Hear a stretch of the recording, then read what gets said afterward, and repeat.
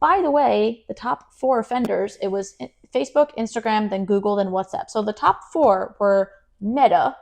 I don't see these activists making any noise in that direction, so that's concerning. But then also, let's actually unpack this a little bit further. Did you know that the largest collection of pornography on the internet? All right, so I'm here with Chad Timney. He's the owner of the Ranch, Texas, which is this massive training facility in South Texas. I want to introduce you to Chad. He's become a very good friend of mine. We've done a lot of work together here at the ranch, and we're doing a lot more to make sure that protectors are not only prepared for modern day threats, but also well trained for what they actually need to protect our communities and to survive. So Chad, I'm very honored to have you here. Thank you. Can you tell those who don't know, what is the ranch? Just an overview summary, and who trains here? What is it for? The ranch is essentially a 325-acre turnkey government training facility that encompasses all the assets that you would find at a turnkey government training facility. We host and work with pretty much every branch of the U.S. military. We work with partner force militaries as well from outside of the United States. We work with federal agencies. And we say work with federal agencies hosting their training packages, whether it be driving, shooting, or structure clearance or anything of that nature. We work with executive protection teams. We work with security teams. We work with civilian security teams, being church security teams. We work with anybody that is actually putting it on the line to just keep people safe. And our mission here is to increase survivability, that everyone that comes through that gate, everyone that puts it on the line every day to protect somebody or some group or some whatever it is, whether they're moving assets or they're protecting people, creating that space, giving them that facility where they can push the training and get exactly what they need. Absolutely. So something I've been very passionate about for a while is supporting better training programs for law enforcement, particularly to make sure our protectors in our communities have the training and resources that they need, but also giving them the training that they don't have right now specific to protecting children. So to identify and interdict human trafficking, child trafficking, and other child safety issues. So here at the ranch, we are supporting and expanding a lot of law enforcement training. Correct. Like you said, a lot of different agencies, local, state, and federal law enforcement. Can you give those who don't understand an overview of why better law enforcement training is needed and what the main gaps are? Sure. Look, these officers come out of the academy. They have to cover so much information in a matter of weeks. And they don't get the specialized schools that they need unless they go to a specialized team. So, for example, patrol. The patrol officer is the first line, right? They're the ones that are pulling people over. They're the ones that are responding to the active shooters right out of the gates, not the SWAT teams. Creating educational programs to help them understand what they're looking at. If they're pulling someone over, we just had an example of a trooper doing a traffic stop, kind of witnessing some things that he had some pre-indicators to what was going on. And sure and lo and behold, they rescued 2 children, right? So putting those educational classes in place so we can just tackle the information. What are they looking at? The mindset of things. What are the legalities? What can they do? What can't they do? Let's start there. Then as we start getting down the road where we're talking about actually doing surveillance on some of these perpetrators, doing counter surveillance to see if our surveillance teams, have been made or not. And then all the way down to contact, right? To actually making the hit and actually apprehending these perpetrators, whether it be in a vehicle or in a structure. So from top to bottom, we want to be able to provide everything that these officers need to actually be a solution while they're out there. I don't think this training is being provided anywhere through the departments. And I'm not aware of it being provided anywhere else at any other training facility. Working with local, state, and federal agencies, you kind of ask these questions and they just kind of look up in the corner of the room because they can't think of any kind of initiative like that. So bringing that to the forefront, I think, is just as important as the actual training of itself, the conversation, the topic, and then, forcing this conversation within the departments, within the federal agencies, as we start creating solutions and wondering why they're not actually either providing or actually getting on board. Yeah, absolutely. I know that every single person in law enforcement that I've spoken to wants better training knows they need better training, and some of them even take their precious day off their own money and time to go get training. Absolutely. For example, human trafficking, interdiction, things like that. So it's a shame. It is, in my opinion, it is unacceptable that our frontline heroes don't have this type of training that they need. And I know that most of the public is unaware that they are not sufficiently trained, even just for their day-to-day patrolling job, much less so for the actual threats they may encounter. I've spoken to veterans in law enforcement that have been, in law enforcement for 20 years, made a routine traffic stop, identified something that looked weird, found a bunch of kids in the back of a van, and didn't have a protocol, didn't know what to do. So especially with children, with that type of trauma, you can't just make up a protocol on the spot. No. This is, I think, one of the main gaps in the public's understanding of what is needed, then the funding to get the resources for law enforcement training. You said it right there.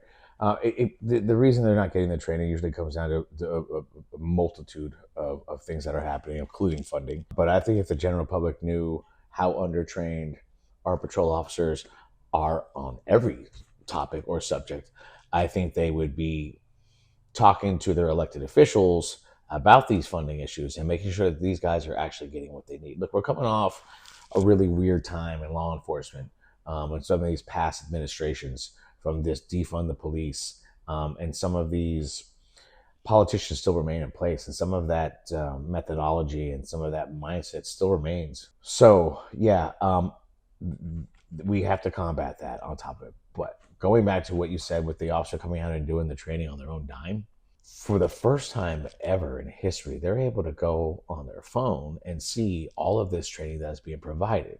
They can see their friends training, their fellow officers training, these other departments training, whether it be, and most of it's outside of the departments. So they're seeing what's out there. And they're also understanding, and they should understand, is that it's not just officers that are training. There are civilians out there training too, civilians that they may come in contact with, right? Whether it's a positive encounter or a negative encounter, right? They have to understand what's going on out there, and they do now.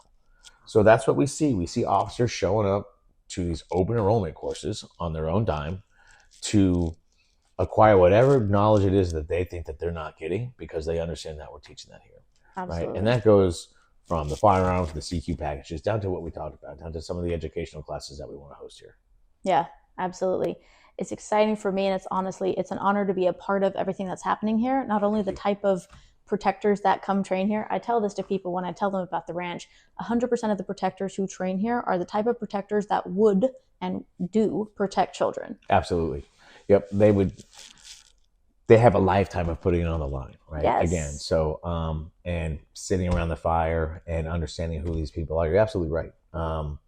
Red-blooded Americans, most of them are fathers and husbands and have children of their own, young families. Most of these guys are younger than I am, right?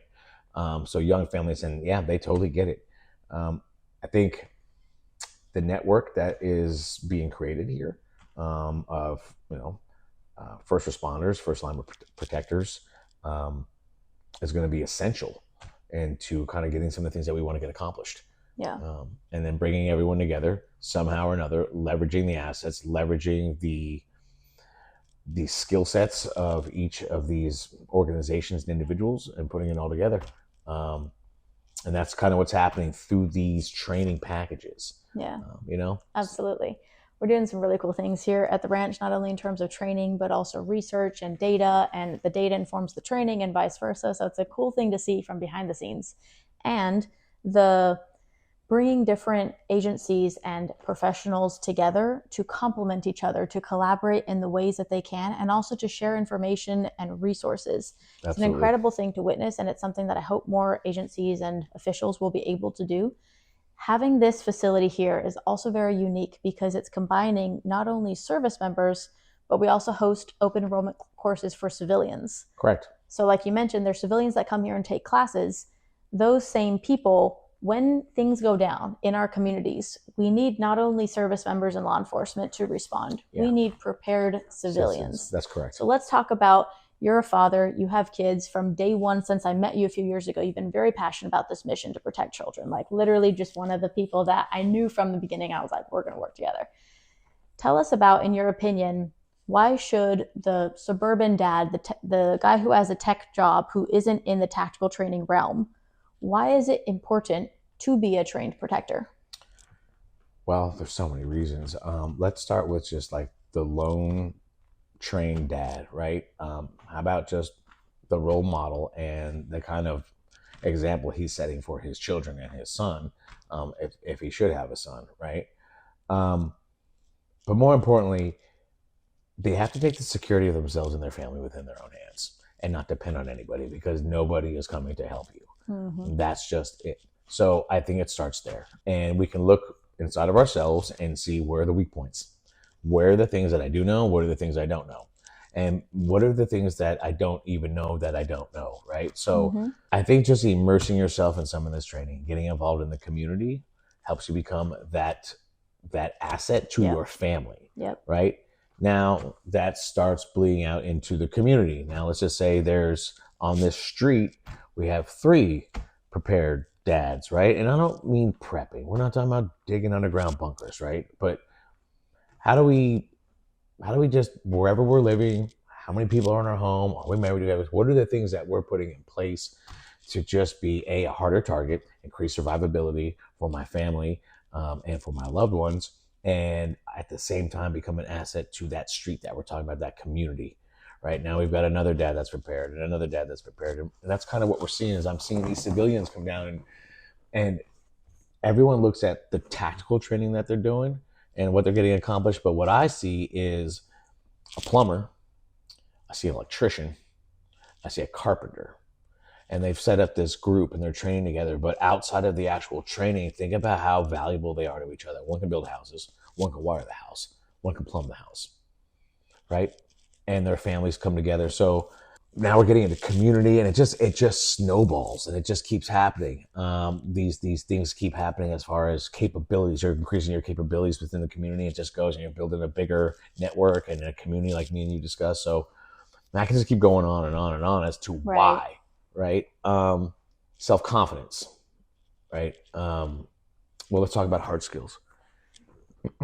We believe and we have seen that if we can take an individual and make them very confident in their hard skills, right, their soft skills actually come along with them. And what I mean by that, especially for officers, when they're very confident in their hands and what is on their belt, whether it be lethal or less lethal, they police differently than when they just know that they're undertrained. They know inside, they know they have a job to do. And I have so much respect for what these officers do every day, but they're undertrained, and deep down inside, they know that. So there's a sense of fear, a sense of confidence. Mm-hmm. And that presence is affected by that. So they police differently. So what we have seen is through training and sustainment training, not just, hey, we went up and did our qual because our quals aren't training, or we sent 2 guys to a class to do train the trainer. They came back. No, I mean consistent training packages that are built either within the department or with a third party. These are the things that they need to be doing in order to, just prevail. Absolutely. I know this applies not only to women as well as men, parents as well as people that don't have children, but also to service members who the public seems to think are well trained. I know for sure I have well-meaning friends of mine who think because they've seen YouTube videos of, cops shooting bad guys that like, oh, there's a perception, or the narrative is that let's defund the police because they're doing too much. The reality, though, is when you don't give officers correct training, they may default to something any human would do to protect themselves instead of other methods that could save lives, not only their own lives, but also the bad guys. So less officers down, but also less people being shot or just resorting to these old school training methods that aren't necessarily as effective anymore. Training evolves. Absolutely. It's evolving. We're learning from every bad or good situation. But at the end of the day, that officer is telling himself, I'm going home. Mm-hmm. I'm going home. And if you try to take my life or prevent me from going home, I'm going to do what I have to do, right? Now the training kicks in. That's where the training comes in, is on those days. So yeah, absolutely. If they're undertrained and that fight kicks in and goes, I'm going home, and they just don't have it. They don't have the reps and the iterations. Like it's not going to happen for them, right? So again, it's getting past all the budgetary things and some of the roadblocks that they're running into. I do believe that the programs that we're going to put in place, along with some of our industry partners, are going to help mitigate some of these problems. Absolutely. And as we get down this road and we start figuring out more and more, I'm very, very excited to start providing solutions to these problems that we're citing right now. Absolutely. But yeah, we can just keep going down the road of what they're not getting. And then the other thing is like training. What are we training? What training? Right? Because what I see on these mass casualty events before any kind of hard skills fail is comms, communication, right? And the new software programs that are coming out, the new radio systems that are coming to prevent these communication systems from crashing during these mass casualty events in these single zip codes, right? So, Absolutely. and then they're able to come out Medical here, training. the medical training, yeah. all of it, come out here, beta test that training out here over and over and over to actually come up with the POIs and the data and the information to create the training packages and then run those over and over and over. It's that repetition. It's that consistent sustainment training that is so important. Yes, and the real world, the scenarios and the environments that we can immerse people in here at the ranch, it's unlike any other facility, and it is definitely more real world than most of these people are able to experience at home or in their own area. Can you tell people what that means for those who are unfamiliar, again, with the ranch or what that even entails? Yeah. Okay. When you think of shooting classes and stuff of that nature, most people get this image of 3 berms, right? You got 2 side berms and an impact berm, and we're standing on the line and we're talking shooting. About targets for those, right? Yeah, it's like target berms and or shooting range. We think of a shooting range, right? We got targets up and we're on a line. And don't get me wrong, that's part of it. And we'll talk about that later. That's part of it. But we've thought outside the box. We've created venues, whether it be shooting venues or driving venues, replicate kind of what you see in a 360-degree real world environment, not on a 180-degree plane on a range, right? So building the 270-degree, 360-degree bays, but natural terrain environments, because we deal with a lot of rural police down here, urban landscapes where they're actually have a 360-degree city, right. problems that they have to tackle. So real environments, but also to your point, when you go to a range and there's one steady target 25 yards away and you're standing right there and you're just boom, boom shooting, a lot of people think that training is mostly shooting. We both know that firing shots is a small percentage of the actual training, and that there's a big difference in the real world. You're not going to have a target that just sits there at 25 yards and doesn't move, and you perfectly positioned to shoot them from where you're standing. In the real world, things move, people move, there's noises and chaos and people, and there's friendlies you don't want to shoot, as well as a threat that you need to take care of. Correct. So real world training. So yeah, exactly. And after we leave the flat range, because like I said, that's part of it, here come the scenarios, right? So role players, moving vehicles, inside structures, immersing them with whatever battlefield effects that we need to immerse them, whether it be smoke, explosions, fire, gunfire, people screaming, whatever it is. Adding variables to the training package, whether if there's a vehicle package going on, hey, your vehicle's down. We have a kill switch on these vehicles. I can kill the vehicle, right? So just keep throwing them curveballs in this well-coordinated plan that they had, because they didn't know what we had in store for them. But that's what happens. Murphy's going to show up at the worst possible time, and that's what we do. So the contingency planning that these individuals and these teams are learning and learning how to do and building, you can't replicate what we're doing anywhere else. So there's just a special value to these, what we call real world scenarios. Get them off the plane, get them thinking, put them under stress, keep throwing them curveballs, and see what they come up with. And then the AARs, the critiques that come after it. That's where you learn. You learn when you're failing, not when you're on, and if we're failing a little bit on the flat range, that's great. We learn there, but we don't learn making people feel good. You know what I mean? I'm not here to instill a false sense of security. If we see things, we address them, right? We address them professionally, but they're going to get addressed. So I think that's where we kind of stand out in that fashion. It's just the ability to where we can take them, and then having the instructor cadre to actually understand what they're looking at, understand where the failure points are, cite those, and then repeat that iteration, right? Until they get it right. Yeah, absolutely. So much we could unpack from that. Let's first tell people, I know. let's first tell people a bit about your background and your thought process behind the creation or recreation of the ranch. So first of all, for those who don't know, this place, the ranch, used to be an old Blackwater site, right? Can you Correct. explain what that means to people? Yes, it has a rich history here. Blackwater, one of the probably the most famous contracting company out there during the global war on terrorism. This was their overflow campus. So just to be clear, Blackwater, which is now Moyock, was in Virginia. Eric Prince and Blackwater. Do I need to say more? They started running their mobility courses. I would say mobility, their driving courses. They were doing pre-deployment spin-ups for units that were deploying to either Iraq or Afghanistan. And pre-deployment spin-ups consisted of a few programs. There's medical spin-up that they have to do, a driving mobility spin-up that they have to do, and some firearms packages as well. Check these boxes and they can deploy. So that's what they were doing here.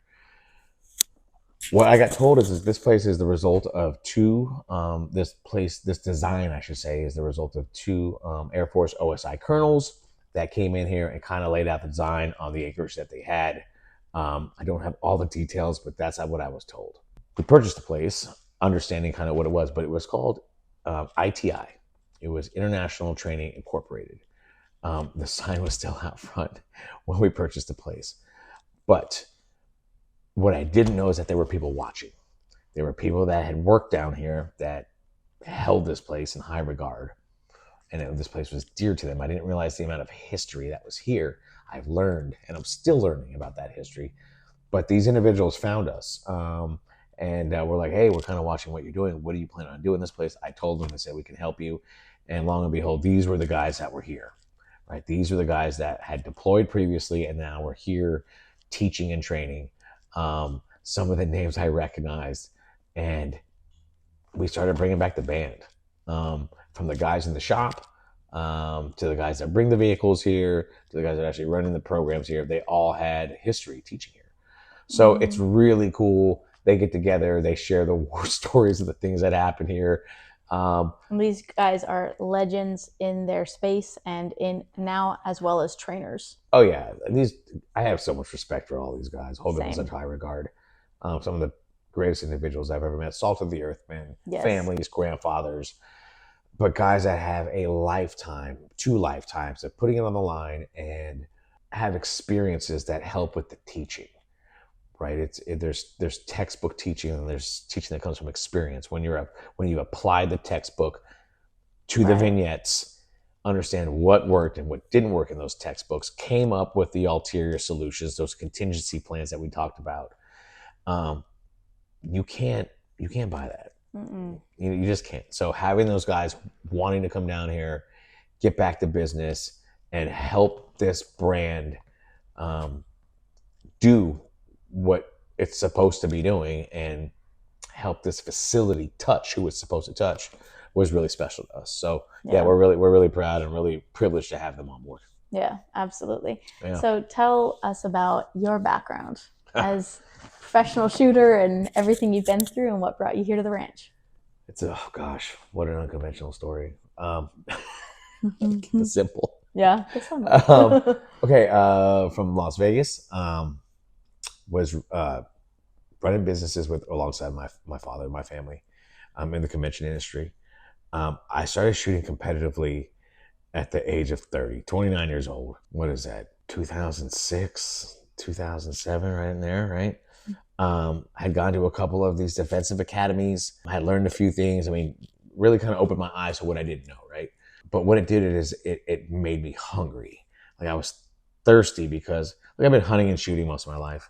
But it was hobby shooting with my dad and my friends. It wasn't the science, right? Mm-hmm. So once I got somewhere and heard some of these instructors kind of like reciting the science and learning some of this craft, wanted more of it. Found USPSA in Las Vegas at Desert Sportsman, along with a lot of great individuals that are now down the road in their shooting careers. USPSA is professional. It's the United States Practical Shooting Association. It is a handgun discipline. It's courses of fire. you're running around courses of fire and solving problems with your handgun. So it's a shooting match. It's a shooting match. Correct. It's a association of it's shooting an association matches. of shooting matches where you get to travel all over your area and then outside your area, all over the United States, shooting matches, right? You're playing a game with a bunch of friends, having a lot of fun. All of us have jobs, doing other jobs. We had cops and federal agents that were friends. We had guys that did regular mojo jobs, just civilian jobs. But we all came together every weekend to shoot these matches. So real quickly, this community is already there, right? You start becoming a part of this community. You didn't create a community, it was already there. Just kept playing the game. Got into 3-gun. Started doing really well there. Picked up a sponsor. Started shooting for primary weapon systems out of Boise, Idaho. So now I'm traveling with the team, shooting more matches. Things are going well. Winning a few matches here and there. But more importantly, becoming a well-rounded shooter and gaining the experience that you need to actually teach some of this stuff, right? Failing, learning and then getting better and then getting better and then failing and learning and getting better. So 18 years of that, right? Doing that. Met Ron Avery. God, I don't know what year is that. They started Tactical Performance Center. Was that 15? No.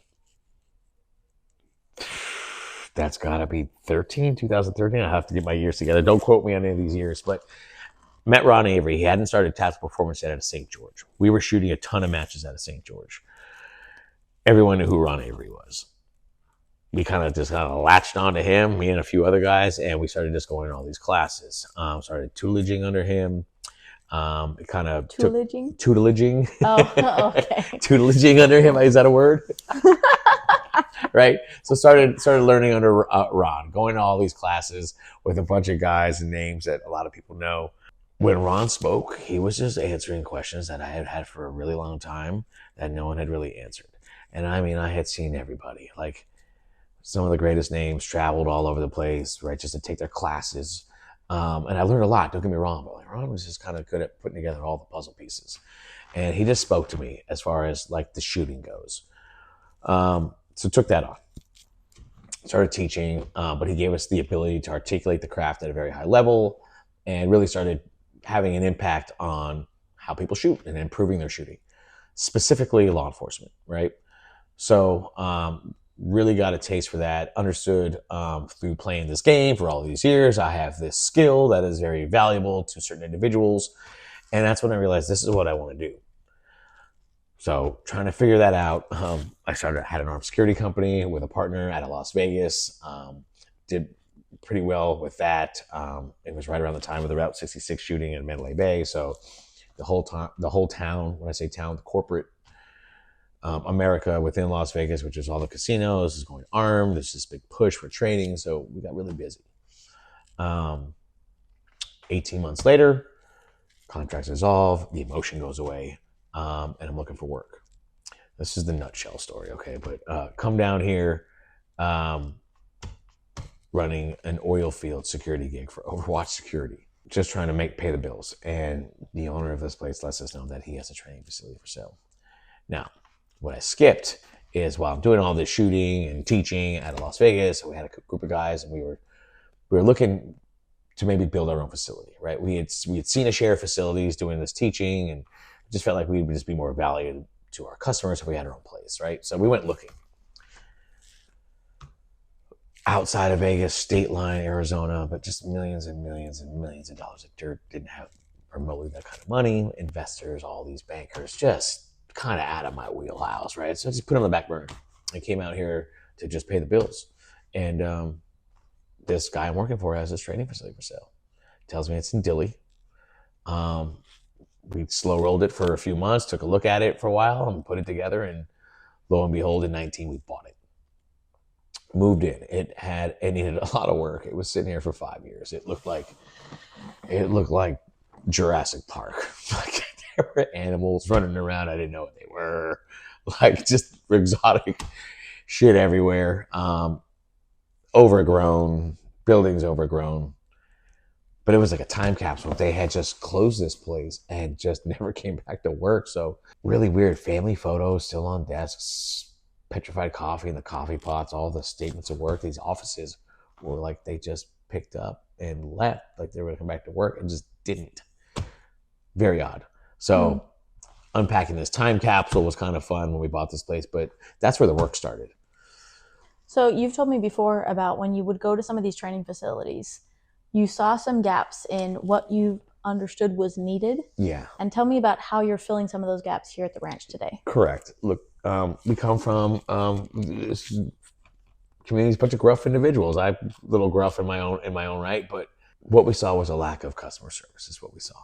And we saw a lack of connecting with the customer. And look, there's the cool guys that are out there that came home that did a lot of the cool shit. Everyone knows the names, and you know, they're very much appreciated when they, you know, attend some of these facilities. But at the end of the day, there's only a handful of those guys, right? There's the rest of the world. So we wanted to make sure that everyone felt just as welcomed and just as valued as all these, you know, guys that had names that were coming, that were either hosting classes or getting training, right? And we wanted to connect with them, right? Like really understand what are they looking for? What are their needs, right?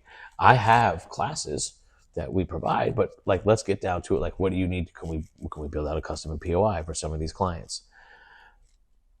So providing customer service at a tier 1 facility, and then pretty much opening the doors to everybody for this commercial program, and then just treating everybody the way, I mean, you should be treated as a customer. Really, at the end of the day, it's pretty simple. Kind of just do what we say we're going to do.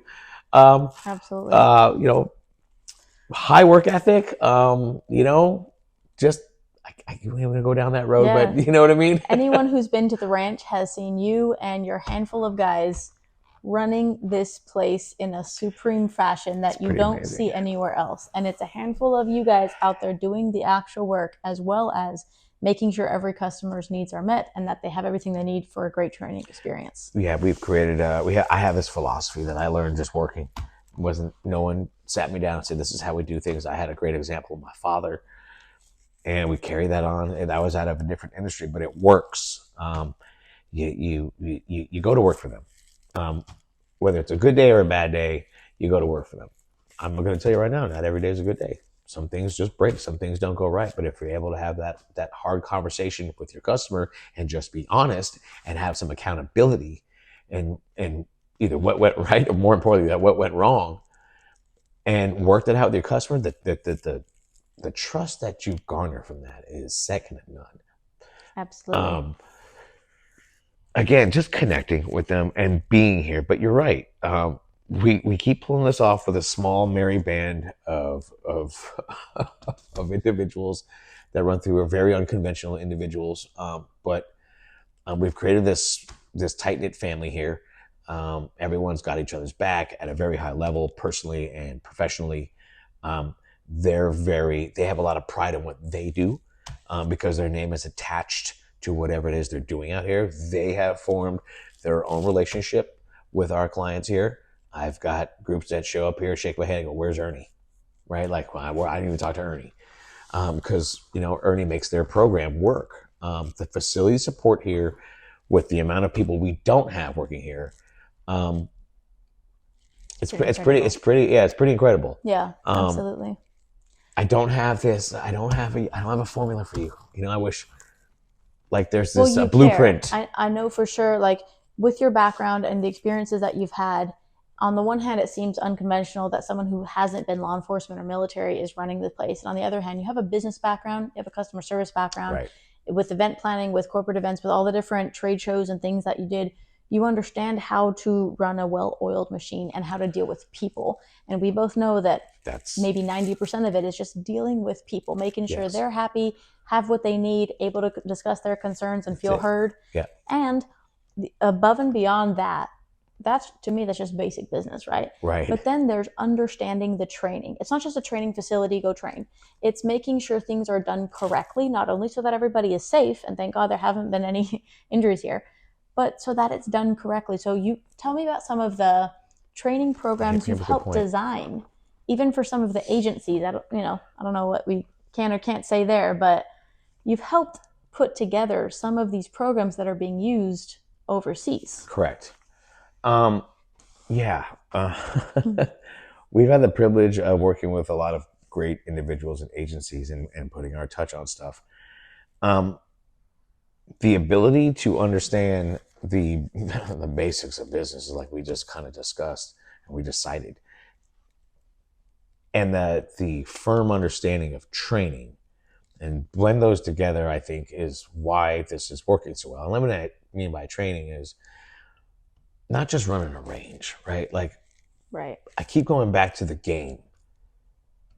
Shooting all those matches for all the years, but on the backside of that, running those matches, designing those matches, and trying to give them as much excitement, like from the Ironmans and the crazy outlaw 3-gun matches, and everyone goes home.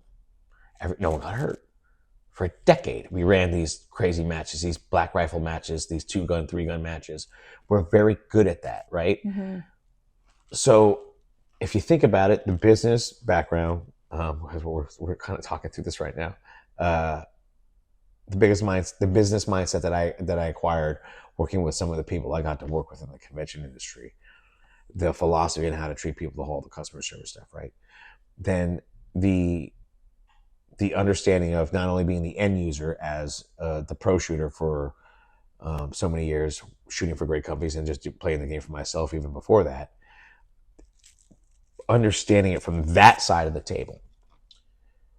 Then going into the management side of it, when I say management, actually producing the matches and managing the matches and doing all that stuff, it's kind of weird how it all comes together, but like you've got a really good point. That's what it takes. That's what it takes. It takes something well-rounded. We even talk about the operators and the shooters, like what the game did for them, made them well-rounded. Like, why are these guys such great, weapon handlers, and beyond the actual shooting of the target, just the weapon manipulation, right? The gun handling. Why is that so crisp? It was the game, right? But yeah, all those traits mixed together is what you kind of put those in the pot and stir the spoon. This is what you get. And it starts from the top. It starts from leadership, right? Like, you have to be out there to lead from the front. We believe that shit. I've been out there digging trenches and hanging steel in the hot sun, getting burnt, bit by every critter and creature out there, getting stuck by everything that has a thorn for 6 years. You know what I mean? Yeah. And they're like, "Are you the ranch hand?" Like, right. I mean, like, I mean, yeah, but I'm the them. owner too. They're like, "What?" But now after so many years, it's not they expect it, but like when they see it, they're not surprised. And more importantly, we have formed such great relationships from not running this shit from an ivory tower, Right. being on the ground, setting the example, which allowed us to get back to what you said, understanding who we were, understanding who our personal skill sets were, and they kind of leveraged us in helping us develop some of these programs that are being taught. We pride ourselves in that very much. So absolutely. Yeah. Yeah. So with the way the world is going and with the actual location of this place, we're about 1 hour north of the southern border, for those who don't know. So we are exit 91. The border is exit 1. We're right off the I-35 in South Texas, which is its own wild, wild west, if you will. Yes. So beyond what's happening in the United States, beyond the need to protect our communities and to arm protectors with the right type of training, to empower them with the knowledge and the skill set, then there's what's happening in the world today at large. So we see a lot of partner nations that come here for training. Correct.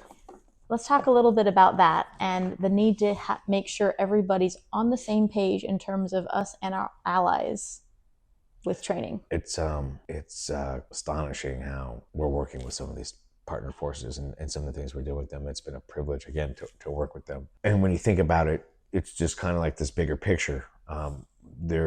We're this facility, the staff, these assets, the training beliefs, the training never stops slogans, all the stuff we have here is playing a part in the global war on terrorism. Because at the end of the day, these are the units that are coming in and out of here that are not that are these partner force units that are fighting the same fight on their own soil, right? So if you think about the influence that this place is already having globally, right? Absolutely. And then right back to what you said with the location of this place being in the area of operation, the AO, less than 100 miles from the border, the actual role and touch this place is playing in national security, right? We are working with every federal agency down on the border, right? And we have been. So yeah, you combine the two and you see the value of this place and what's actually happening, what's evolving, what's transpiring, and what's going on here. We're in the infancy of where I want to go with this. We're not done until the adversary is worried about the ranch. You understand what I'm saying? Like, that's where this is going to go, right? That the brand, the name, not Chad Timney, the ranch and everything it brings with it, is going to be a force and a power, and an asset to everybody that's out there that's fighting the fight. Right. You know, The way I see it, and I think most people who know enough about this place, it already is, and we're expanding on that. correct. But we do things here that cannot be done anywhere else. We Right. have the largest commercial live fire shoot house in the USA here at the ranch. Correct. We have assets in this facility that when you combine, for example, the tactical training with the medical training and research, with all the data that's being collected from that and how that's informing training, the amount of lives that are being saved and will be saved from the training and research and data being collected here at the ranch is unfathomable to most. And It it's really incredible is. that the general public is unaware of this place being in existence, but also the impact that it has. Yes. So our goal, like you said, the mission is to increase survivability and to leverage the people who come training here to not only go home as more of an asset than they already were, but to make sure that we can Yes. scale this training. Yes. So we're working on innovative ways to also bring certain aspects of the training to certain law enforcement agencies that maybe because of budget issues or because they're patrol officers and can't physically be here, we want to help extend some of that training and knowledge to them. Mhm. You're sending assets to different states right now. We're helping in Correct. a lot of different realms with medical as well as tactical training, as well as data and intel and research. We have Correct. people interested in a lot of different sub facets of everything going on here. So it's an exciting thing to It see really is. all these things unfold You- and the right people coming together. You describe it so eloquently. You know, I'm so used to just putting my nose down and working and keep my fucking mouth shut. You know what I mean? And Yeah. but you're right. That is exactly what we're doing. And when through these conversations, this is when I realized like what we're actually doing here. Right. I get caught in the minutia of making sure that the teams are in a state of readiness by making sure that this place is 100% in a state of readiness, right? So Absolutely. they go hand in hand, and you that's build assets to meet the requirements for what some of these people Yes. need. In other words, if someone comes here and they need a certain type of facility, or they need the facility to be a certain way, do a certain thing, you've even built entire new facilities for some of these requirements. So Correct. this place is always expanding. That's a good point. It's also Yeah. customized to the type of training that's actually needed. We're not just a range. No. We have all these different facilities. You We can look on the have a website range. is ranchtx.org. Tons of facilities, and everything is always expanding. Yeah. We get told consistently what we saw last time is not what we're seeing today.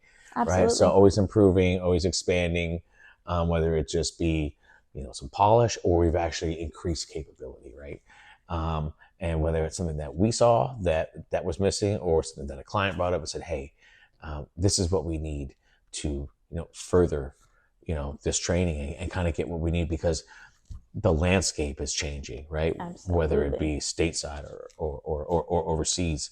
So staying nimble, having the ability and the acreage to grow into, right? But again, back to that customer service piece, listening to your customer, sitting down at the table with that customer and working these things out. There's a lot of risk in everything that we do as entrepreneurs. And these are some of the biggest risks that we've ever taken, because this is big work. This is important stuff. So, being able to do that and just get to the table with these guys, be more informed, create a good working relationship with them has been the reason why we keep moving forward with these clients of ours. And we're able to keep taking these risks, and they keep paying off. Yeah, absolutely.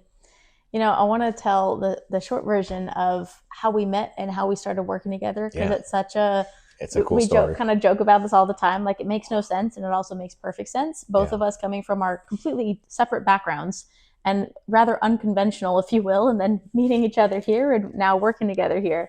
So again, it's an honor, and I love it. And that, like, it's a lot of fun for me to be here, and it's really, really meaningful to be a part of all of this. Thank you. I first met Chad 4 years ago? 4 or 5. We're going on maybe 5. about 4 years ago. Yeah, four. Yeah, I came down here with a friend that I was working with at a time. I've worked in the realm of combating child exploitation and trafficking for quite some years now. I've worked with a lot of different organizations. So we met some Donovan manufacturing guys at another event. Yep. Dylan and You did. Russ. That's yes, right. I met them. They told me about the ranch. They're like, there's just tactical training facility place in South Texas. And I was like, cool. Came down here, not really on a whim, but just kind of, I didn't know what to expect. I came down here, Right. I'm not from the world of tactical training or firearms or anything related, right? I just want to help protect kids. And I've worked with a lot of service members in the capacity of, either in business or just because they're my people. And I've said this for a long time, service members and bikers, for whatever reason, those two communities are always the ones who will help protect children. Yeah. Always down to help a stranger's kid, just absolutely no questions asked. So huge respect for them, and they're my people in terms of like, I don't know, dark humor, and we can just get along. Yeah. That being said, like I can have much deeper conversations with those people than most.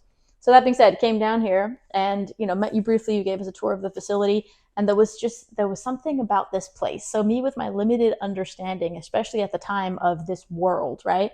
I could see this potential, but I also just felt something special about this place, and also you and the people that I met that were with you, like I could tell there were good people, and there was something that stood out, and I was like, these are good people. We're going to do something special. Yeah, something happened that day. You guys came down. I remember, oh man, here's my opportunity, right? Like they're coming down here, like for us to like get in that space, right? With some of our past experiences, like that's the space that we want to get into and really help kids, right?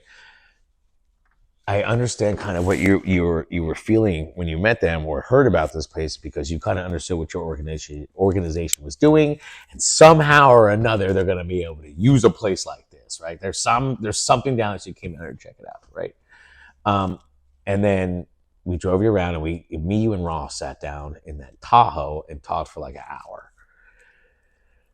Yeah, that was an incredible moment.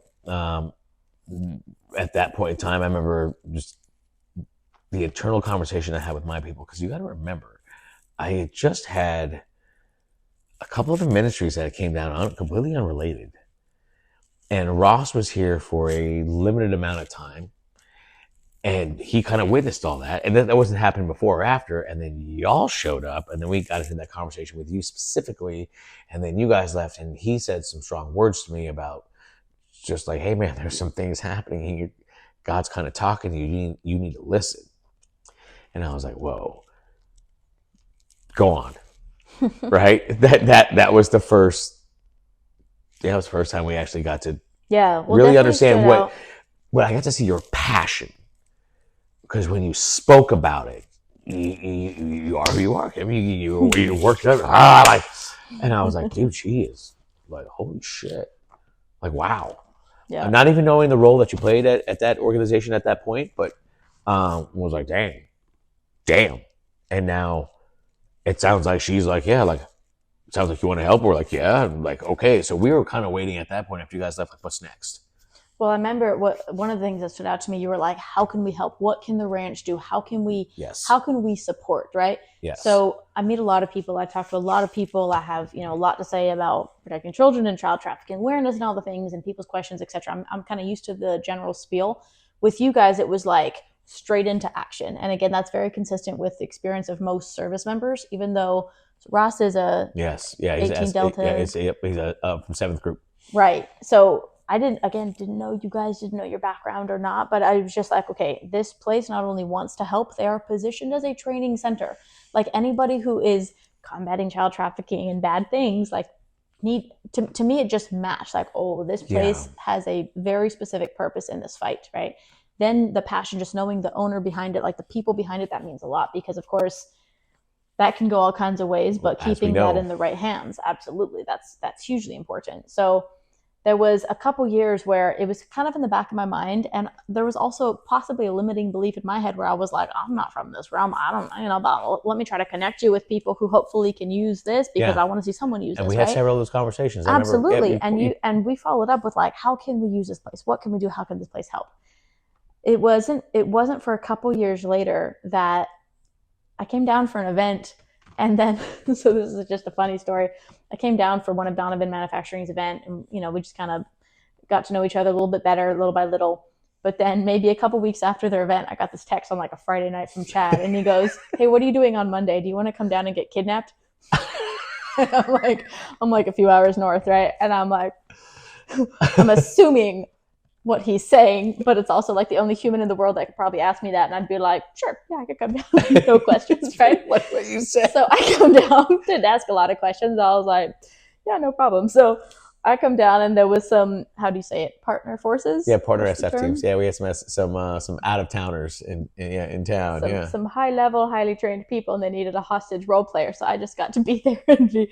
Anyway, it was a lot of fun, but it was an interesting experience. Also, peering behind the veil of the scenarios and the training and the type of immersive environment that you have these special forces teams. Like, these are some of the best from around the world coming to train here from far, far away. It's funny, you were the first number I dialed, not because I thought, well, yeah, A, I thought you'd probably say yeah, but two, I was like, she's gonna probably understand a little bit of what she's looking at here. Because you kind of understand the ops side of what some of that other stuff that those organizations were doing. So, not to mention, then we kept you for like 3 days. I was like, come down Monday night. And then I was like, because the client was like, how long do we have her for? I was like, tonight? Like, oh, we have 3 days of this. I was like, oh. So I kind of walked over to you. I was like, what are you doing till Friday? You were like, what? But you stuck it out. And stuff is fine. Gosh, well, I would love to say more about those experiences, but yeah, at the end of the day, you were the hostage for so long that when you couldn't play hostage, they just kept calling the hostage Kim, and no hostage kind of knew what was going on at that point. But yeah, no, that kind of started the conversation again after a long time of not talking. Yeah. It helped me understand too more about what you guys do here. I understood the importance, but to really experience a part of it, and be immersed in that training and the different types of facilities and how they're used and I was like, wow, this is amazing. So fast forward. So today, there's so much going on here. There's so much that we're planning to do that's in the works. There's so much that's in the discussion phases, but then there's so much that's already happening. Kim, that's a big fast forward. There's a lot that was happened not that long ago. It was last fall, and I feel like from that day to today, we've gotten 2 years of things accomplished, which is amazing in itself. But having you come on first, you took on the marketing, turn that around immediately with what you do and your agency and your experience there. And then slowly started seeing some of the processes, some of the antiquated ways I was doing things. You start kind of saying things that I know are kind of not evolving, and I'm like, yeah. And then we just kept having these just great business conversations. And it was like, okay, let me ask her. And I was just like, hey, do you think you want to come on board? And I was like, yes. Yeah. And the way you answered, I was like, thank the Lord. It did not occur to me at all that, coming down here, visiting, just kind of supporting, and because I thought the place was cool, but I didn't think I had any business being here. It wasn't even that I was, embarrassed to ask. It was like, I'm not from this industry at all. This is not my universe. But our worlds collided in such an interesting way, and we've always had this shared passion for the mission. That's right. So like, that's, to me, that's where it started, and that's it's a big part of what we still do. And like, we get up, we work all day long. Like, I've said this to you recently, you're the only person I've met that's actually kept up with me in terms of pace, and probably surpasses me actually. But like, we love what we do. I've been here off and on for months now. Yeah. There's never been a day that we're like, oh, we're so tired.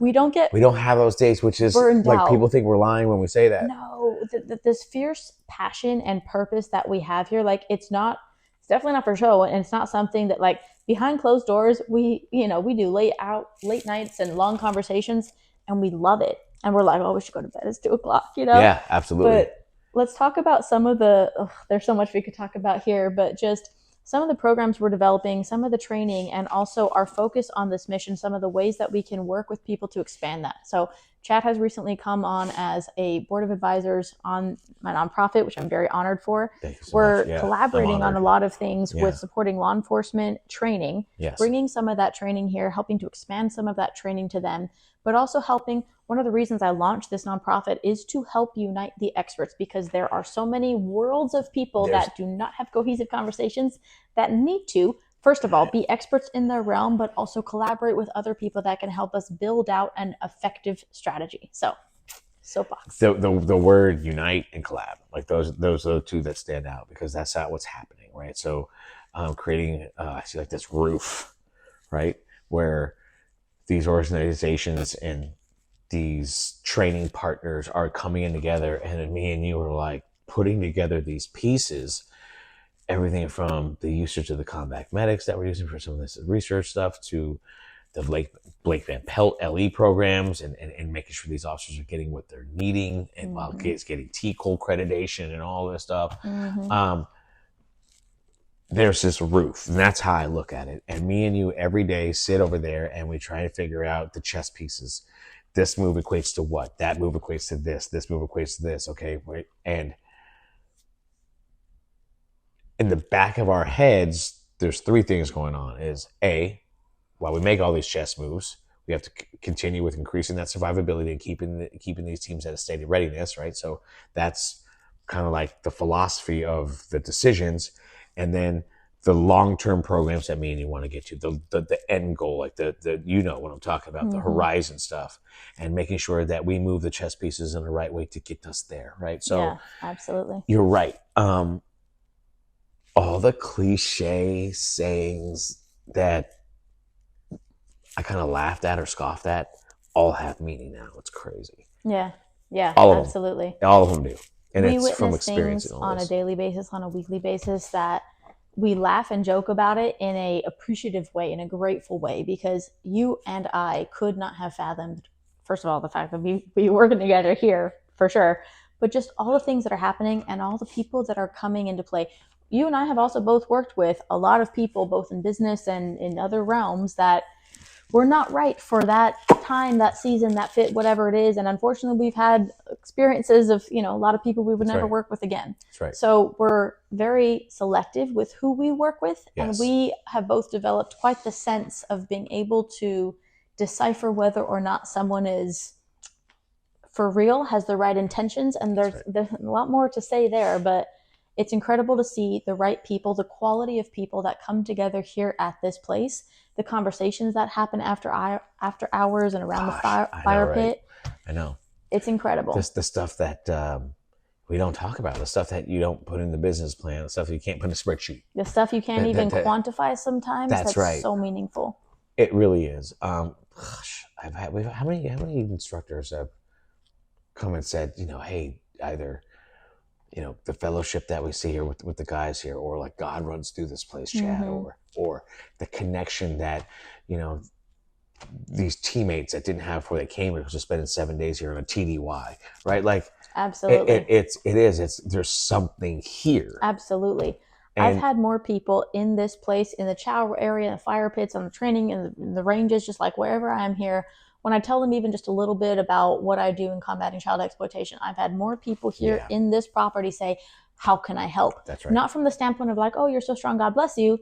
Because to be honest, that's what I experience in most of society, and I'm not knocking that. But what I'm saying is the type of protector that trains here, whether it's a civilian or it's law enforcement or an agent or whoever it is, they are there. How can I help? I can drive, I can shoot, what can I do? No, Kim, seriously, how can I help? What can I actually do? Because we're not information people. They just want to, look, if you give that kind of guy a well enough intel package for Taro, it's believable, they're just like, point the way. Well, I don't want to sit here and talk. I just want to do. They're people of action, but beyond that, one of the most beautiful things I've witnessed is the redemption for service members, regardless of how they feel about their past and the things they did or did not do. Being able to use those skill sets to now help children and to take those types of predators down, like, how fulfilling it is an honor, but it also helps them reclaim their purpose in a way that is so beautiful, not only in terms of mental health and overall fulfillment and purpose, getting chills, but literally there's this beautiful it's like a same but difference in the communities of survivors of extreme abuse and trafficking, and like we're talking over here on the spectrum of intensity of trauma, Mm-hmm. with service members, like completely different worlds, but the way they align in terms of how the Yes, interactions absolutely. are, the strength that these protectors have, and that type of strength and empowerment that it gives to a child or a survivor who has been through the unimaginable. It's not about stupid questions. It's not about like, oh no, I'm so sorry that happened to you. It's often about laughing about some dark humor stuff, but it's That's right. also, it's about action. It's not about sitting around crying about it. No, you're right. Gosh, think about how fulfilling that is. Especially, you look how many of our veterans are struggling, right? Absolutely. So not only, gosh, not only are you helping taking the skill sets that these guys possess that fight needs, but you're also helping these guys just kind of reclaim themselves in some form or Absolutely. fashion. Not to mention to give them a purpose in that meaning that we always talk about that these guys need, but just hey, just distract them for a fucking hour, Absolutely. and then distract them on something that we're when that hour's done doing that work, they can reflect on and still feel good about. And what I've learned too with this place is I've had veterans say this right to my face is they're back with their dudes Mm-hmm. living in a team house, even if it's for 48 hours, but they're operational again. Yeah, You know what I mean? And absolutely. they're The like, immersive dude, like environment. Yeah. I've got these guys that come down, it's either do the 1099 work that have these extensive backgrounds that, like, hey, can I come and help? And I'm like, I mean, yeah, but you're like super overqualified for everything. It's not what I just want to be down there. And Yeah. then after hearing that 2 or 3 times, I just had to ask, like, well, why? Like, we're busting our ass down here and you're asking for peanuts because that's all we got in the beginning where it's a startup, right? Yeah. Why are you so passionate about this business? And like, now I know, but in the beginning I couldn't figure it out. And it's 100 reasons, the work, the fulfillment of it. But bro, I'm out here with my rig on and my plate carry on again, working with real dudes. You know what I mean? And I'm back at it. I'm back Yeah. at it. Absolutely. It's like, wow. I'm like, and when I finally like wrapped my head around that shit, I was like, damn, bro. Yeah. It's not just training. They're not just coming down here to teach. And when you realize that shit, how much more important this work is, you're like, damn, this isn't just a POI that we're I trying to, know. like So the much state of more. readiness and the increase of survivability. That's Yeah, so important in itself. for sure. But then you put this shit on top Yeah. and you see how it impacts these individuals that we hold in such high regard. Damn. Yeah, absolutely. One of the things I appreciate most about service members beyond, just being able to like, they're just my people, is that action oriented approach. Yeah. It's all action, which is, in my experience, almost the polar opposite of what I usually experience in the general public, Yeah. whether it's well meaning people or organizations or politicians or whatever that want to be like, yes, save the children, amen, you're so strong, God bless you, pat pat, and that's it, right? Lots of words and well meaning people, which of course I appreciate. But there's something very different about the people who get it and the people that are actually on the front lines doing the work. When I talk to anyone in law enforcement, everybody I've ever talked to in law enforcement, so focusing on the digital safety side of protecting children, and not only the things children should not experience and the inappropriate things on the internet, but the actual predators and the bad guys and like the real problems and the real solutions. How do we actually address this and solve this? Not once have I talked to anyone in law enforcement that has this idealistic approach of like, oh yeah, if you make it illegal, bad things will go away. Let's just do that, right? Yeah. Or focusing on something else and calling it trafficking when it's really just sort of, maybe there's some overlap, for example, in these other worlds. We've had a lot of these conversations, and I've said this very plainly in lots of places on the internet, so I'll say it again. But like, when we're targeting trafficking, that's not the same thing as targeting prostitution or pornography or all these other realms. Then yes, there can be some overlap, and I'm not saying, but I am saying trafficking is a very specific realm. Absolutely. Specifically, child trafficking is a That's right. very specific realm. That's When we're right. talking child trafficking in the United States, I haven't talked to anyone in law enforcement that is confused about what we mean when we say that. Now, No. many of them are not trained, are not fully informed, but nobody thinks it's the same thing as a lot of these, assumptions and like, oh, if we make pornography illegal, it'll go away and then all the bad things will be fine. So I appreciate not only the realistic approach, but also the desire to act and not just talk about it. Yeah. So you've been on some of these calls and some of these meetings. From your perspective, how do you think the approach to, I know that's a very big question, but when it comes to protecting the innocent, if you were to oversimplify something that's quite complex, where should we begin as a society? That's tough because I don't think society's ready to hear what has to be said. And that's just what it comes down to. Look, the guys that are ready to take action are the guys that have seen, experienced, and understand evil. And there's this bubble that people like to live in. And I don't know how that's possible with all the shit that's on our phones, but they literally look at the shit and go, that must be in some foreign place, whether it's 50 miles away or on the other side of the globe. They feel like this is not a reality.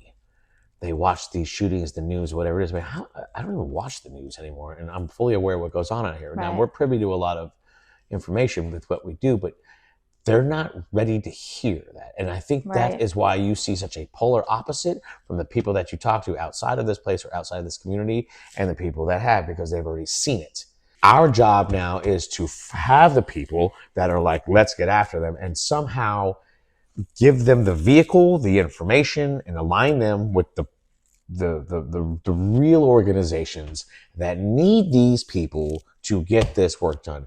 And what I'm learning through you and your conversations, and you would bring me into your world, is that's harder to do than I thought it was ever going to be. I thought for sure, because they were all coming here. So like, oh, I got this. No.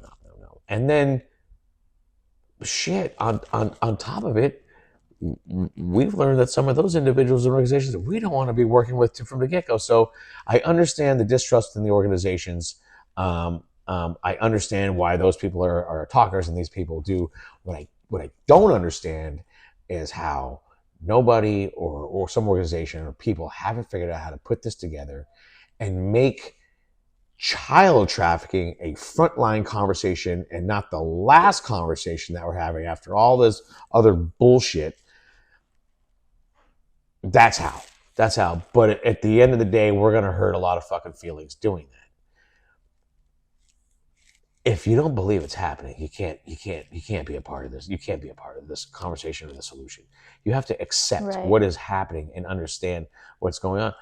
Kim, when I see you, God, even talking to people that should have some understanding of this shit, their jaw's on our table.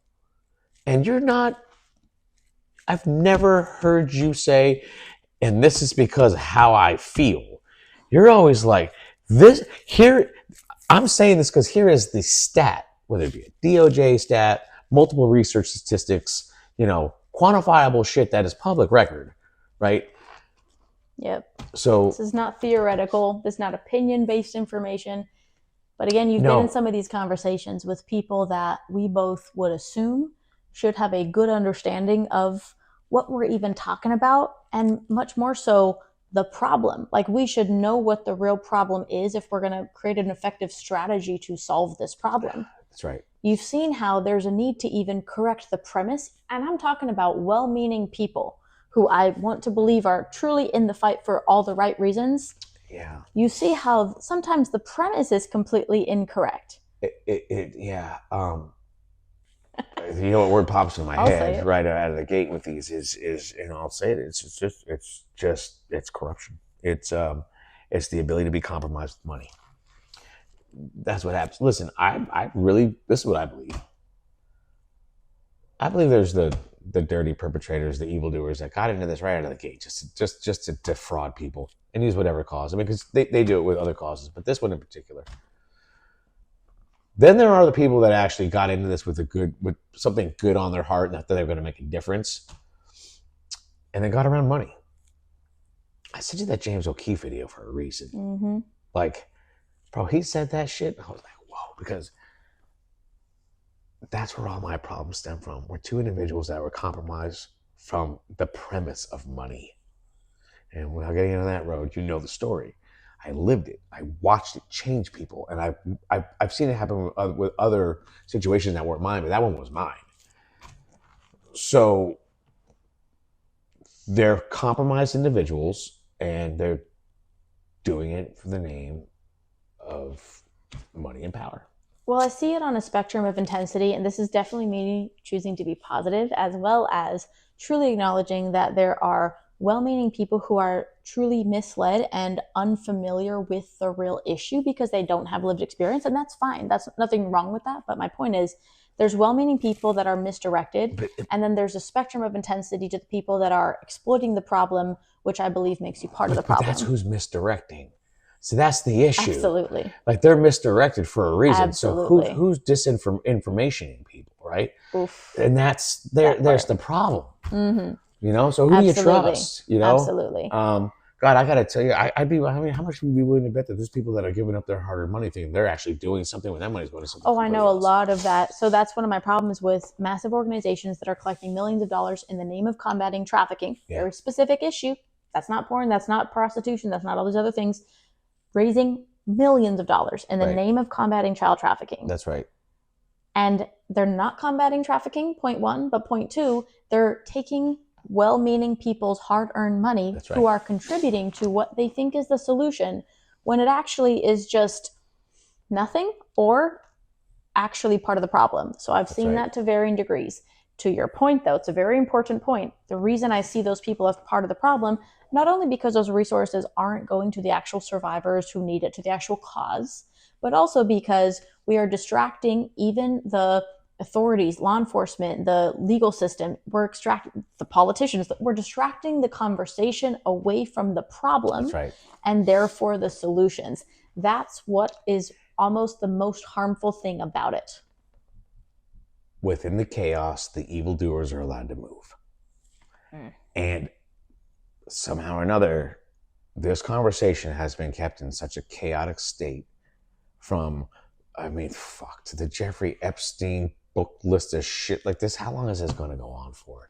And how long people keep holding their breath for the people who are part of the problem to be part of the solution? Like if that's not the one of the biggest telltale signs of how corrupt, how far up the chain this corruption goes. Like, I don't know what else is. And that's not the only example. There's example after example after example. Right, but that's a glaring one. And that's under multiple administrations, happening now for decades, tons and tons of victims. Like, let's stop pretending like the people that are responsible for the problem are going to be the ones to solve the problem. Therefore, since they won't, that means it's up to us. It is. That means it's up to we the people. So number one, we have to correct our premise. The bad guys are not going to solve this problem. No. So nobody's coming to save us. It is up to us. That's both scary to some people as well as empowering. It should be empowering because that means we have the chance to actually do something about it. In my opinion, how dare we be the generation that allows this to continue? We have the option and the responsibility to end this. We're talking about exploitation to children in our country. Yes. Are we talking about eradicating all evil? No. Are we saying, could we at least protect the children within our borders? For God's sakes, if we can't even talk about it, much less protect those children, what are we even doing in other places we don't belong? That's a rhetorical question. But bringing it all the way back, in order to solve this problem, we need to understand the problem and be real about the problem, not pretend like it's something else, because those solutions will not even be Band-Aids, much less solutions. No. And you and I can't figure out why this conversation keeps being suppressed. But to answer the question, look, there has to be a culture shift, and you and I have discussed this so many times, right? We have to make sure that start making sure and figuring out how we get the money into the right hands, right? How do we do that, right? What is the vetting process? What are the re-vetting processes? Because these people get vetted once and then they're just off to the races. You know what I mean? What are these internal investigations that we do in these 501c3s? Like, how are the feds monitoring this shit, right? More importantly, like, don't you want your tax dollars? Like, how is, right? So what's going on here? Resources? That's right. Yes. So I think that would be the first step into just combating some of this corruption. But I don't expect the conversation to change upstairs. You're right. We're going to have to do it ourselves, and we have to do that by bringing awareness at a very high level. So Congressional, Senate, all of your elected officials, they need to start hearing repeatedly from the constituents. This isn't going to happen overnight. This will be a growing movement that's going to take years. But you know as well as I do, if we can just get it as a conversation on a news channel that there is some sort of petition, and what is that petition regarding? It puts that in the forefront. It puts it in the spotlight. And I don't think that one spotlight shot, then boom, it's gone. But if we keep doing that shit, build this culture, and then look, have the hard conversations. And I think that's the hardest part, because you got to bring them to the table. And if they don't come to the table, then you don't have the conversation. Okay, well then what? Then you just don't have the conversation. So no, what are we doing if they don't want to come? How do we put this in their face? So see, I'm going to push back a little bit, because I first approached this mission with logic that, if our elected officials knew that people cared about this, they would help, and blah, blah, blah. We start moving things. Unfortunately, I say this after many years of experience and many people that will back up all of this. You're not doing anything. It's not only that I'm going to be like, yeah, but they're all corrupt. No. I know people who went and slept in their vehicle for 3 months, knocking on doors in Washington, asking people to just, here, accept this package with a pretty bow of solutions to help you protect children in our communities. And guess what? They were not very well received. Now, could their approach be a little bit different? Maybe. Here's my point, though. Since they won't, well, let me say it nicer. If they wanted to, they would. That's right. Since they're not even making sounds with their mouth about it, since they're not even willing to talk about it, since they're too cowardly and corrupt to even make sounds with their mouth about it, that means it's up to us. The reason I'm focused now on working with service members is because they actually can and will. That is why, that's not why I'm here, but that's one of the reasons why I'm so passionate about what we do here, is because on the public level, in my opinion, I've done all the raising awareness about child trafficking. Guess what? Most people don't want to be aware. It's too dark, scary, gross. Yeah, it is. Even well-meaning people who are willing to be aware, which is a small percentage, can't do anything about it. Well-meaning citizens, they're not going to encounter child trafficking in their general day-to-day, so it's just lost on them as well. You know, what's tangible to them is digital safety, protecting children on the internet, and that's something we're both so passionate about.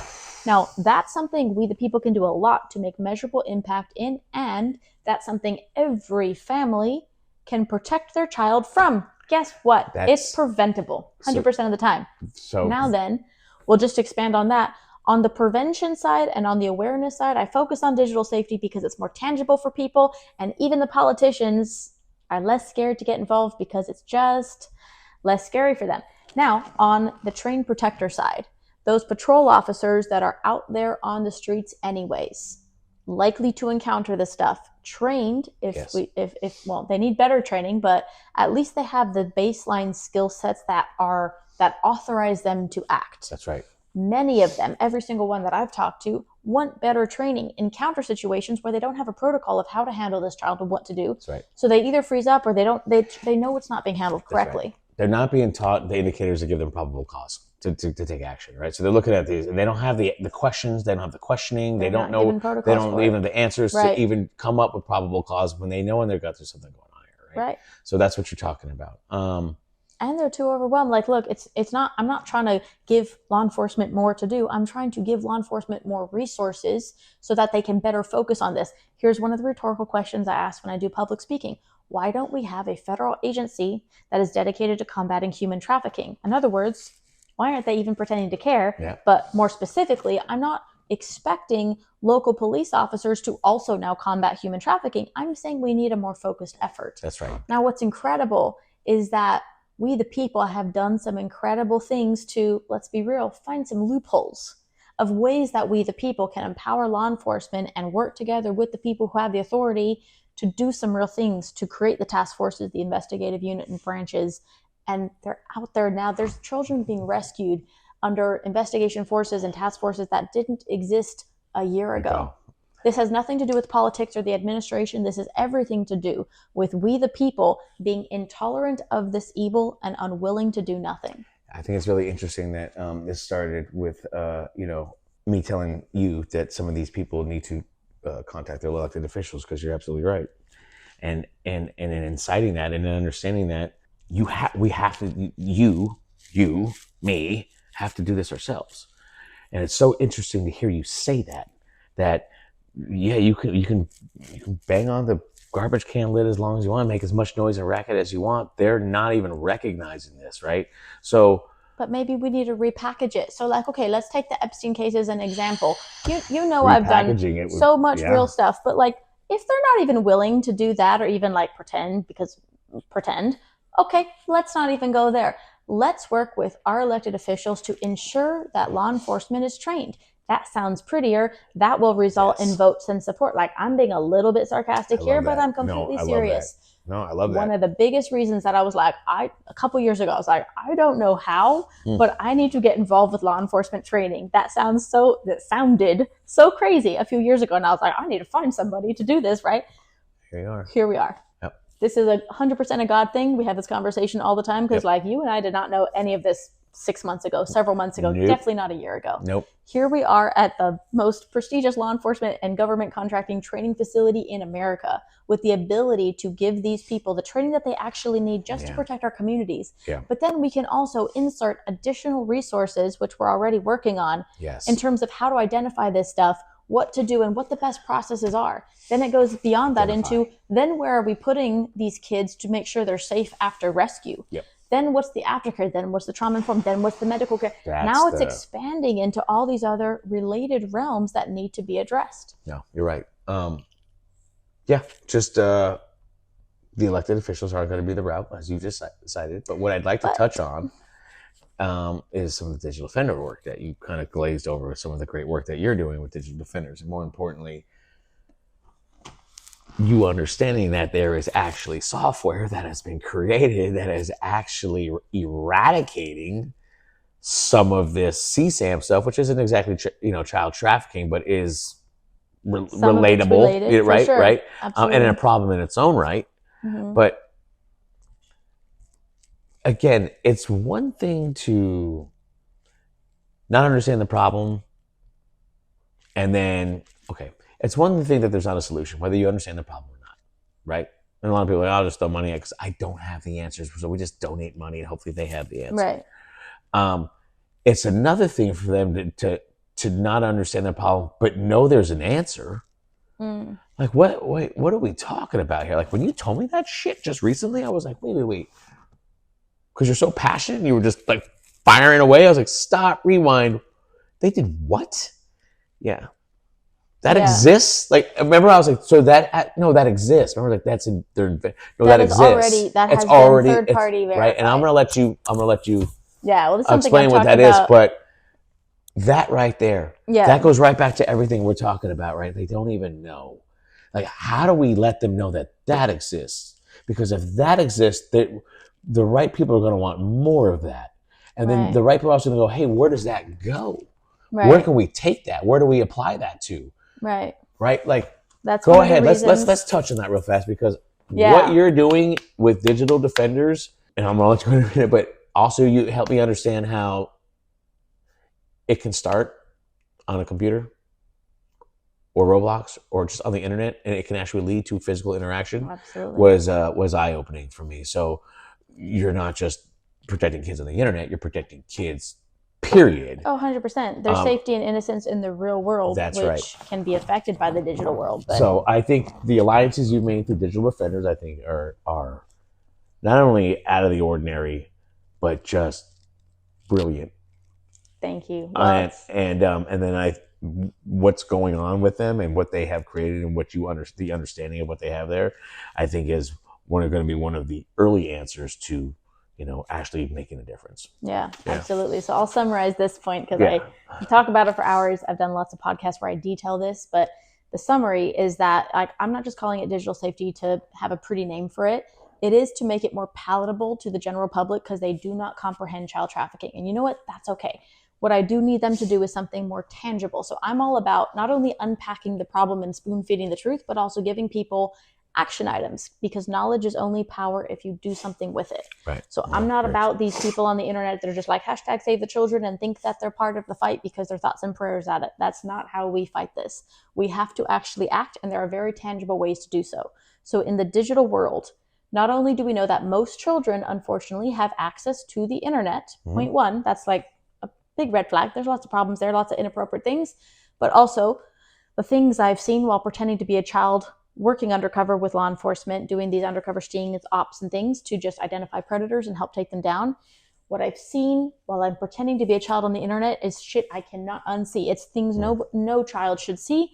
And what the summary here that I've detailed extensively, I need people to know how bad it is, how aggressive these predators are, and how quickly a child's innocence can be taken and never returned. Well, I'm not, I'm one of the least dramatic people ever. I know. I am way too chill about this. As passionate as I speak about these things, I have seen too much. And what drives me crazy is that, again, specifically in the digital world, these are solvable problems. Right. Now, here's where the public can actually be helpful in terms of awareness. So beyond, please keep your children safe. Please don't give the internet access to your children. Point one, that'd be great. Point two, beyond preventing them from experiencing the unimaginable, because to your point, to touch on that really quick, you may think they're safe upstairs in their bedroom on their device. Right. But if predators have direct access to your children, so if your children have unlimited, unsupervised access to the internet, predators have direct access to your children. So they may be upstairs in their bedroom and you think they're safe, but they're not only witnessing things they can't unsee, predators can pretend to be children, they can convince them, they can bribe them, blah, blah, blah. I have worked on many cases where children were lured and consented to meeting up with a stranger or who they thought was their boyfriend or whatever's happening, but kidnappings and disappearances and all kinds of things, including trafficking, can result from that. You know of a case we worked on recently.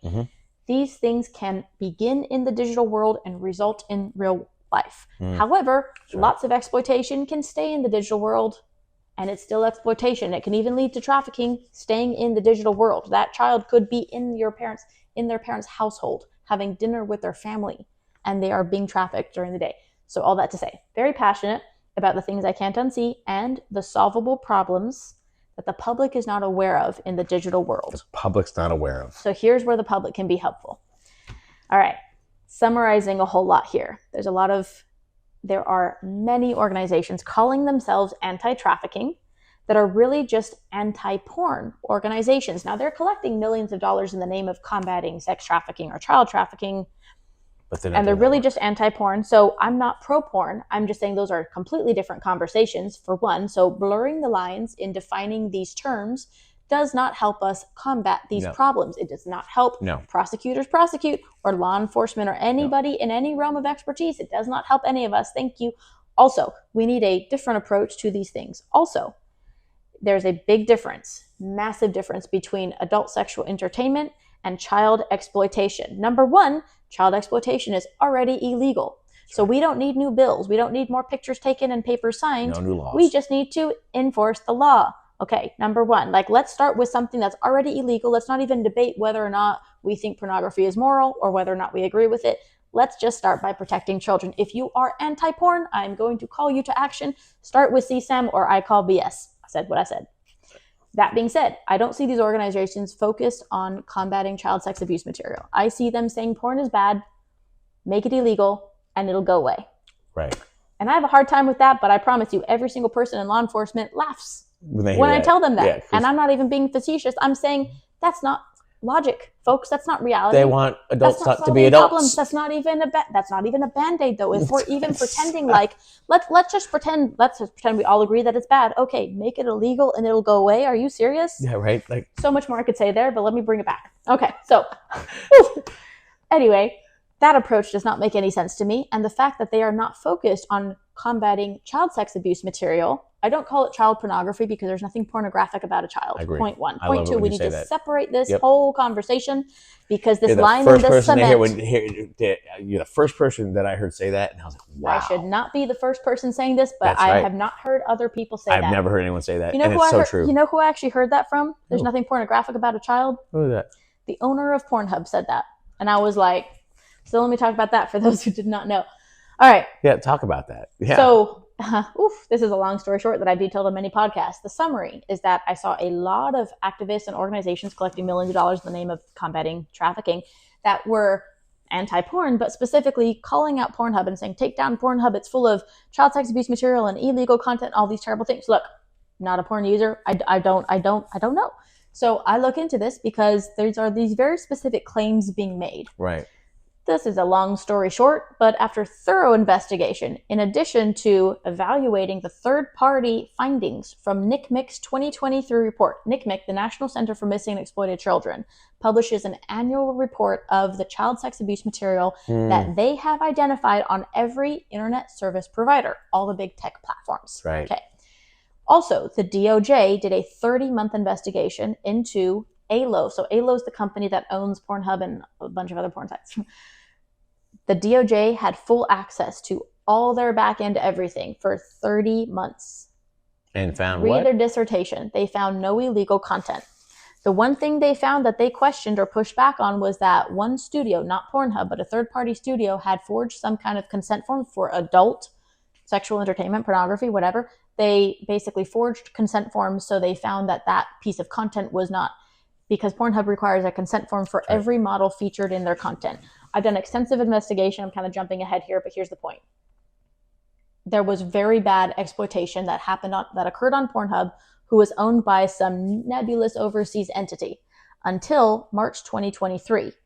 Even before that, actually. But in March 2023, a investment conglomerate out of Canada called Ethical Capital Partners acquired ALO. It was called MindGeek at the time. Prior to that acquisition, they did extensive due diligence and cleaned up a lot of content that did not have consent forms. So the models may or may not have still consented. Anyway, later to that, there was definitely exploitation on it in the past. That was extensively cleaned up before this new acquisition. So when the new management took over, not only did they erase a lot of the content that didn't belong there, they implemented very robust technology that is proprietary to them. So they actually invented this. That has eradicated child sex abuse material on all their platforms. Eradicated. I would like to challenge people to find one other platform that can say that has eradicated child sex abuse material. Here's what I'm referencing when I say that. NCMEC's 2023 report published all the child sex abuse material that was identified on every platform. Guess what? Well, you know this answer, but the number one offender was Facebook. Yep.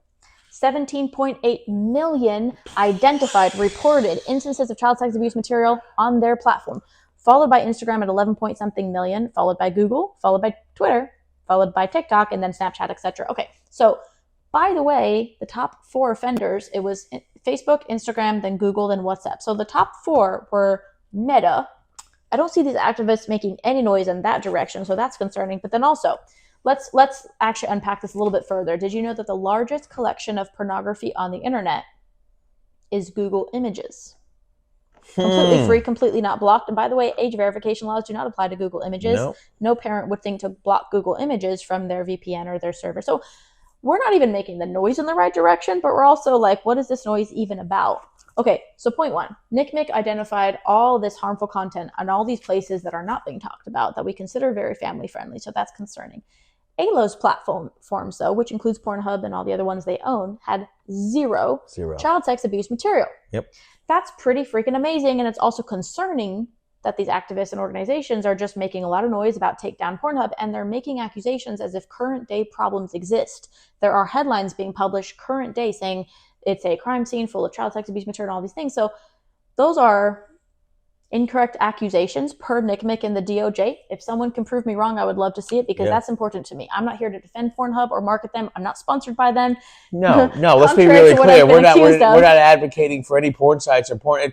These are just the facts. These are just the facts. So this is me approaching a situation without bias. I'm not into porn. I'm never going to defend porn. I don't necessarily think it's like healthy for society. However, I'm educated enough to understand that there is a place for adult entertainment, and it is a very separate conversation from child exploitation. That's right. So contrary to what I've been accused of, I am in no way sponsored by Pornhub or ALO or any of those platforms. I've never been sponsored by them. Nope. I just see problems and solutions, and I'm like, why aren't people talking about the right thing here? So beyond inventing this proprietary technology that has eradicated CSAM, per the DOJ's 30-month report and NCMEC's annual report, they are also, ALO is making this technology free to law enforcement. They have partnered with Crime Stoppers International and many other law enforcement organizations trying to share this data to help eradicate CSAM. That's a whole other thing I could detail, but the short version is that the process by which we identify and take down child sex abuse material is incredibly archaic. I've worked in operations with several different local, state, and federal agencies, including the ones that are supposed to be tasked with knowing what to do when these issues arise. And they, I'm saying this nicely, did not know what to do, were not very helpful, and had very archaic practices. So all of that slows things down by 10 days too many. And in the meantime, the child is not being protected. So very passionate about this. I'm also summarizing a whole lot here. But look, I wanted you to summarize because let me tell you why. I wanted you to go down this, and I know you've described this on other opportunities on your channel. Is this goes right back to what I said? They don't know. They have no idea. If this was carnal knowledge, like if people just knew this existed, like they knew Facebook existed, So you know what I mean? Like, so here's where the public can be helpful, because here's going back to my very cutesy way of saying, if they wanted to, they already would have. Tell me to my face, Google doesn't know. oh yeah, they know. Tell me to my face, Meta, Google, and all these other platforms don't have the resources, or That's right. I don't know, are too busy to care. No. They are much bigger platforms with much bigger resources. So here's the more straight up way of saying it. If Pornhub has done it, what the fuck is Google's excuse? That's right. If Pornhub is monitoring every piece of content with with things I can describe very intensely, but also every single piece of content, what is Google's excuse? What is Meta's excuse? Because they too are simply platforms that people upload content to. That being said, There's if a vehicle. the people knew, if the public knew That's right. that this was a solvable problem, if, to say it more honestly, if they knew that it was intentional, that these tech giants are allowing child sex abuse material on their Intentionally. platform because they are profiting from their user base. That's right. That's right. It's a problem and it's an intentional one. The other option is that it's incompetence. Either way, it's unacceptable.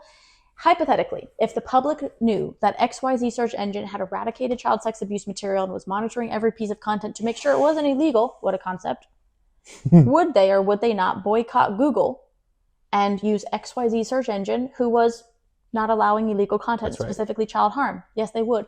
I think that if we affected their profits That's right. by any reasonable percentage, that would get their attention, because we have to make it a profit-driven incentive. That's right. If they wanted to, they already would have.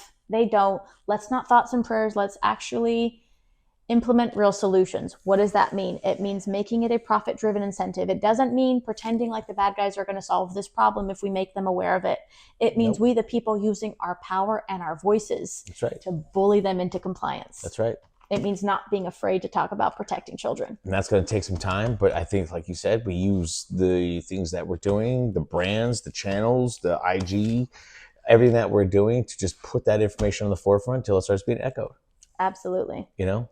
Yeah, we got a lot of work to do on that side of things. The exciting thing, though, is that we're making a lot of strides towards progress, not only in improving the safeguards in the digital realm, but also training law enforcement to not only focus on the right things, but also how to identify and how to take it down, and things that come across, things that are very intuitive to me that are not part of their training. I've been able to help on a consulting role to help streamline a lot of these processes, because my brain thinks in systems and in problems, solutions, right? So there are a lot of solutions to these problems. And in the digital world, which is also borderless, a lot of good guys with a lot of capabilities can do a lot of things, and I may not always ask questions, but I just know a lot of problems are being solved both stateside as well as where the source begins, which often can be overseas. Yep. But the actual source of the exploitation, not only the buyer, not the person just consuming it, because that's low-hanging fruit. Yes, we should go after them too, but that's low-hanging fruit. Yeah, I know. Where is this coming from? That's Where right. is this The child? source. Yep. Who's behind? Who's really who's producing and profiting from? So targeting the actual root cause, unlike most approaches, is the only effective way. The public can be helpful not only with awareness, but with mobilizing towards change, with being intolerant of, for example, tech platforms that refuse to protect children, tech platforms that are knowingly profiting off the exploitation of children. That's right. Yep. I'm saying it so nicely, I know. and it is 100% true. I know too much to not be honest about this, and it is a disservice if we keep looking the other way and just pretending like the other problems are the biggest problems. Let's start here. When I've talked to these anti-porn activists, I'm not there to disagree with them. I'm saying, look, child sex abuse material is the first domino that needs to fall. If you want to do in our lifetime, I don't see pornography being illegal in our lifetime. Even if it was to be declared illegal, would it go away? Never. That being said, if we want to actually solve problems, if we want to get the attention of these tech giants and these politicians and these people that already should be but aren't, we start with CSAM. Yep, I agree. 100%. So does law enforcement. Yep, that's right. Which is now we have this vehicle, we have everything that's going on here to help. Like it's all touches. It's all this cross pollination, this big network that we and you see. It's hard to explain. Can't diagram it. But it's the right people coming together with the right incentive, with the right motives. It's not, look, there's no money in protecting children. That's the answer to a lot of the rhetorical questions of why is this a problem and why aren't they acting and why are they too cowardly and corrupt to talk about it? Yep. There's no money in protecting children. However, the right people coming together with the right intent. Yes. In this mission, in this movement, we're seeing it happen. And it's a beautiful thing to see it happening here in this place where we're building this community and this camaraderie, but these people that are like, how can we help? What can we do? Yes. We're not here to talk about it. Nope. We're here to act. To act. Yep. Yeah. Love it. Chad, thank you for everything you do. You and I can talk for hours, and we do most nights about all of these things, and I enjoy it. So we'll probably continue unpacking these things and keeping people updated with what's going on. But plan on it. Thank you for all you do. Thank you for being such a big supporter of the mission from day one. It means the world. Thank you so much.